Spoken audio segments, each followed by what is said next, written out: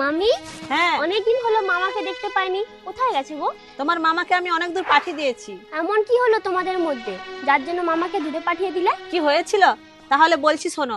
একদিন সকালবেলা তোমার মামা মাঠে কাজে যাবে বলে বেরিয়েছিল। ওই আমি মাঠ চললাম। হ্যাঁ, আর জল খাওয়ারটা কি দিয়ে আসবো? না তোমাকে যেতে হবে না, আমি খেতে চলে আসবো। ঠিক আছে? ঠিক আছে, হ্যাঁ। হ্যাঁ।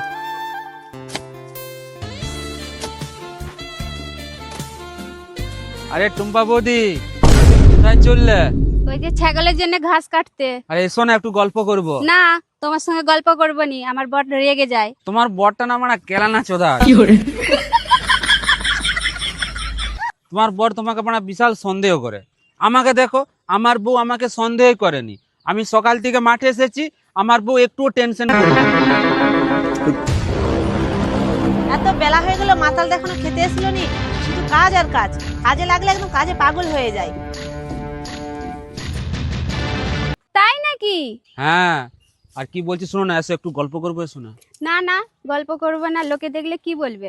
লোকের কথা লিকুচি করেছে, লোক অনেক রকমের কথা বলবে। এসো একটু গল্প করবে, এসো এসো। বলছি তোমাকে কিন্তু দারুণ লাগছে ও টুম্পা বৌদি। তাই? আচ্ছা টুম্পা বৌদি, তুমি এমন কি খাও যে দিন দিন তুমি এত সুন্দরী হয়ে যাচ্ছ? তুমিও না, সত্যি তোমার চোখ খারাপ হয়ে গেছে। তোমার দাদা কখনো আমার তারিফ করে না। দাদাটা হচ্ছে কেলানা। হ্যাঁ, সেই জন্য সে কিছু বলে না। তোমাকে এত সুন্দর লাগছে, তবে তোমার হাতগুলো, তোমার গালগুলো যেন কাশ্মীরের আপেল, মন করছে যেন কামড়ি দেয়।